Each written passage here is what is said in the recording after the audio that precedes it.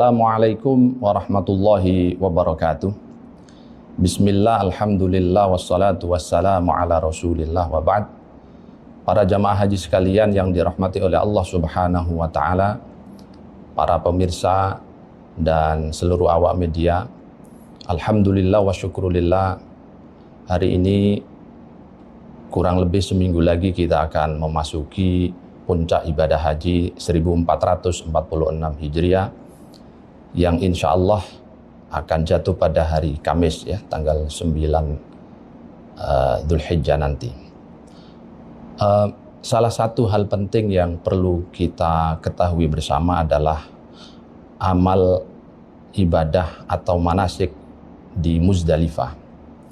Jadi setelah seluruh jamaah haji itu bergerak dari Padang Arafah di tanggal 9, kemudian masuk malam hari, malam tanggal 10 Dzulhijjah, maka seluruhnya bergerak ke Muzdalifah untuk melakukan mabit di Muzdalifah.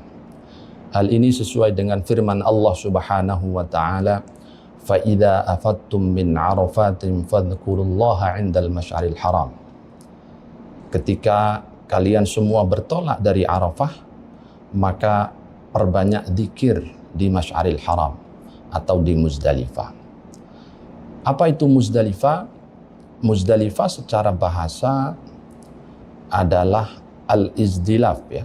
Berasal dari kata al-izdilaf, maknanya al-ijtima', berkumpul, atau al-iqtirab, dekat. Nah, di sini kalau kita lihat dari aspek sejarah, memang ada beberapa riwayat yang mengatakan dulu Nabiullah Adam alaihissalam dan Ibunda Hawa itu berkumpul di tempat ini atau di Muzdalifah ini. Karena itu tempat ini disebut dengan Muzdalifah. Tapi dalam perkembangannya kemudian turun-temurun menjadi bagian dari syariat ibadah haji. Kita semua melakukan mabit di Muzdalifah berdasarkan firman Allah yang tadi sudah disebutkan, dan juga berdasarkan apa yang dilaksanakan oleh baginda Rasul Shallallahu Alaihi Wasallam pada saat haji wada. Beliau sampai di Muzdalifah di malam tanggal 10, kemudian beliau meminta sahabat Bilal untuk adzan dan menunaikan ibadah sholat maghrib dan isya secara jamak, ya, satu adzan dengan 2 iqamah. Nah, sejak saat itulah maka kemudian syariat untuk mabit di Muzdalifah ini menurut pandangan mayoritas ulama dihukumi sebagai bagian dari wajib haji. Barang siapa yang meninggalkan mabit di Muzdalifah, menurut mayoritas ulama, maka dikenakan dam.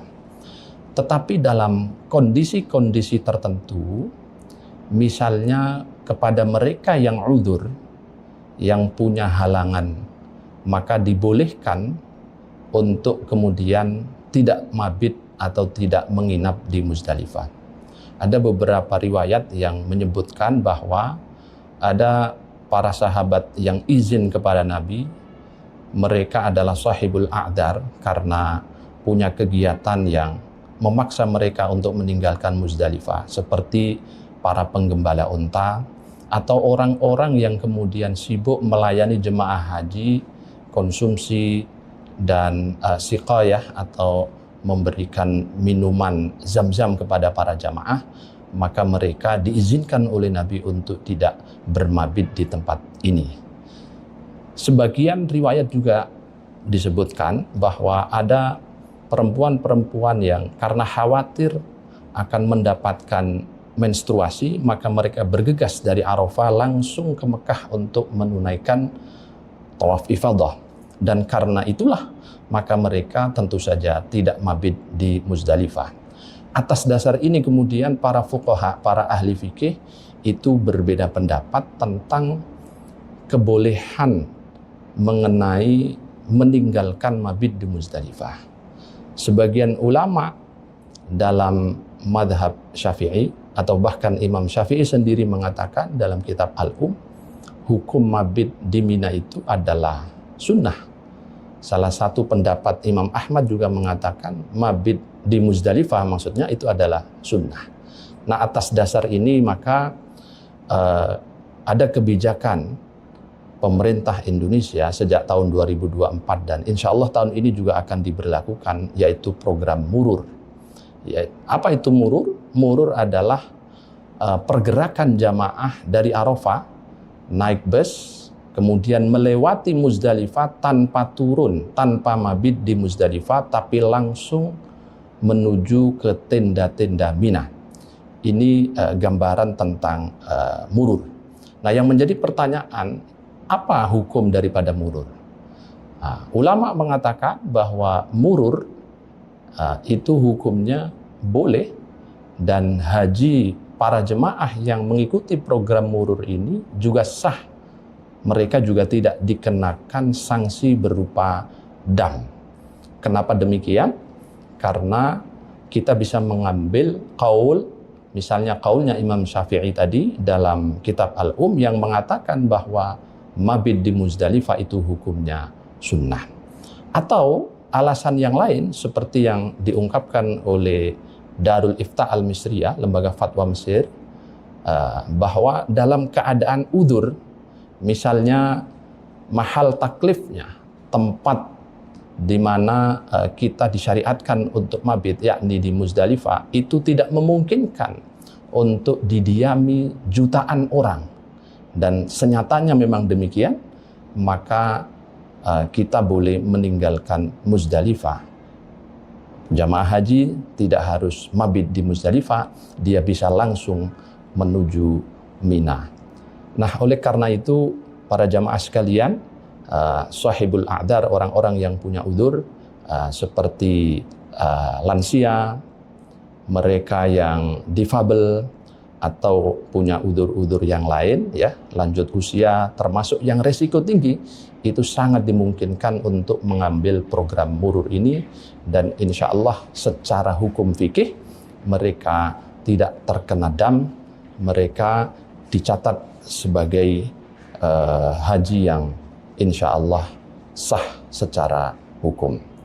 Para hadirin yang dirahmati oleh Allah Subhanahu wa Ta'ala, setelah melakukan mabit di Mina, setelah melakukan mabit di Muzdalifah, pertanyaan lanjutannya adalah apa yang dilakukan biasanya bagi mereka yang mabit di Muzdalifah. Ada beberapa hal yang dilakukan di sini. Yang pertama adalah tentu memperbanyak zikir.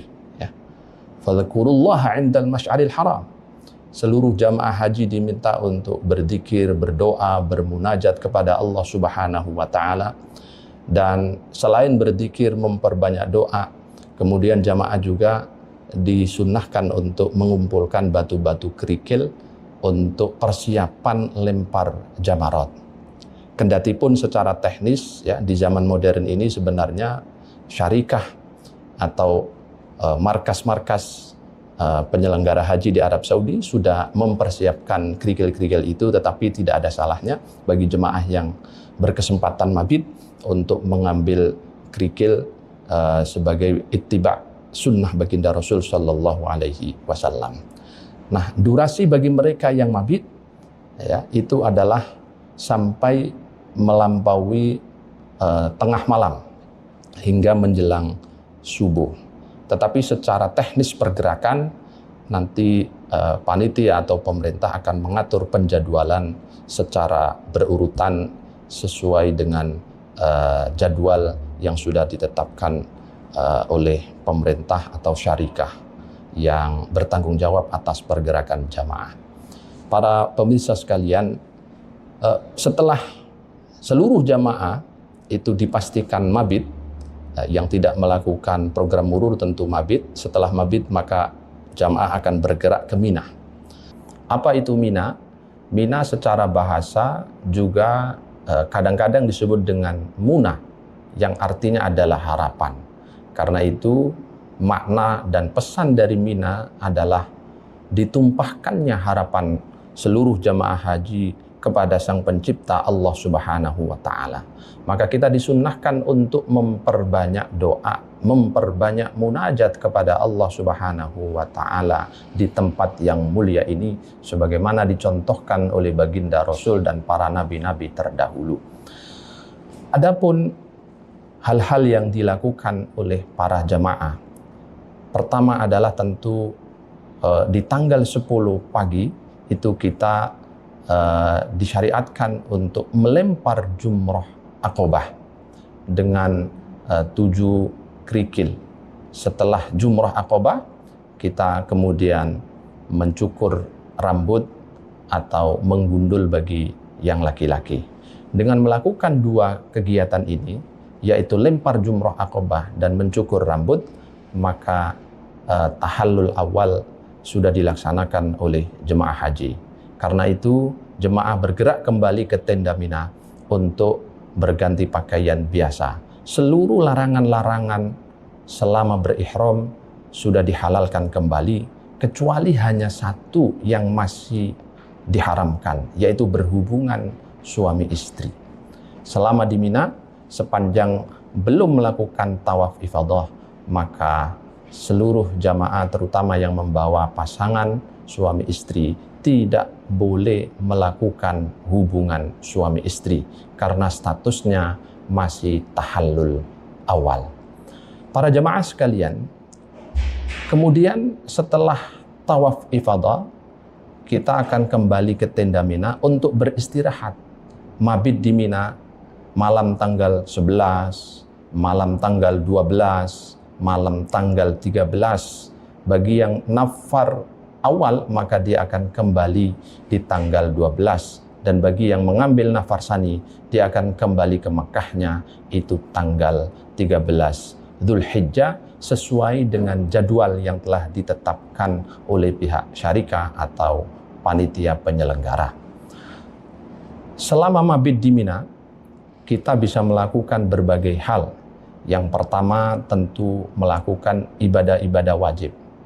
Sholat 5 waktu, membaca Al-Quran, memperbanyak zikir, dan munajat kepada Allah Subhanahu wa Ta'ala. Sebagaimana dulu Nabiullah Ibrahim alaihissalam bermunajat kepada Allah untuk meyakinkan mimpinya tentang perintah menyembelih Ismail alaihissalam. Sebagaimana dulu dicontohkan oleh Nabi Muhammad sallallahu alaihi wasallam untuk memperbanyak zikir dan bermunajat, bertaqarrub, beristighfar kepada Allah Subhanahu wa Ta'ala. Karena itu dianjurkan kepada seluruh jamaah selama mabit di Mina itu memperbanyak taqarrub kepada Allah, membaca Al-Quran, berzikir, membaca sholawat kepada baginda Rasul Muhammad sallallahu alaihi wasallam. Tanggal 11 kita akan kembali ke Jamarat untuk melakukan lempar jumroh ula, jumroh wusta, dan jumroh Aqobah. Masing-masing 7 kerikil. Kemudian kembali lagi ke tenda Mina untuk mabit di malam tanggal 12. Dan begitu seterusnya, tanggal 12 lempar jumroh Aqobah, tanggal 13 bagi yang nafar sani juga akan melempar jumroh 3 jumroh, yaitu jumroh ula, jumroh wusta, dan jumroh Aqobah. Setelah melakukan seluruh rangkaian lempar jamarat ula, wusta, dan Aqobah, tanggal 11, 12, dan 13 seluruh jemaah akan bergerak kembali ke hotel masing-masing yang ada di Mekah Al-Mukarramah. Dalam tahun ini, insya Allah pemerintah akan menyelenggarakan program Tanazul. Program Tanazul adalah program di mana jemaah haji itu akan meninggalkan mabit di Mina. Mereka tidak menginap di Mina, tetapi langsung bergerak di tanggal 10 pagi melempar jumroh Aqobah. Setelah lempar jumroh Aqobah, yang mengikuti program ini akan langsung kembali ke hotel yang ada di sektor 1, sektor 2, 3, dan 4 sesuai dengan ketetapan yang sudah ditetapkan oleh Dirjen. Ada 95 kloter yang akan diwajibkan untuk mengikuti program ini. Yang menjadi pertanyaan adalah, apa hukum bagi mereka yang mengikuti program Tanazul? Bukankah mereka meninggalkan mabit di Mina? Disinilah kemudian para ulama memberikan solusi. Yang pertama adalah, bagi mereka yang mengikuti program Tanazul, berarti mendasarkan atau merujuk kepada pendapat yang mengatakan mabit di Mina itu hukumnya sunnah. Dalam madhab Hanafi, ya, mereka berpendapat bahwa mabit di Mina hukumnya sunnah, sehingga mereka yang tanazul itu hajinya dianggap sah dan tidak ada kewajiban atau tidak ada sanksi membayar dam. Para hadirin rahimakumullah, yang perlu diperhatikan khususnya bagi jemaah yang mengikuti program tanazul adalah mekanisme lempar jamarat di tanggal 11, 12, dan 13. Di tanggal 11, 12, 13, karena tidak ada mabit di Mina, maka seluruh jemaah yang ikut program tanazul ini harus datang ke jamarat melempar jumroh ula, wusta, aqobah, baik di tanggal 11, 12, 13, dan mereka langsung pulang ke hotel, tidak menginap atau tidak mabit di sekitaran jamarat, karena memang dilarang oleh pihak pemerintah setempat.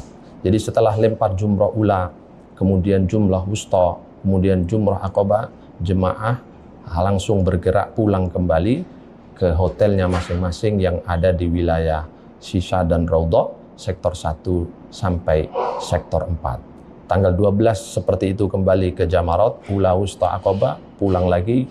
Tanggal 13 kembali lagi untuk melempar jumrah ula, wusta, aqobah, dan juga langsung pulang ke hotel masing-masing.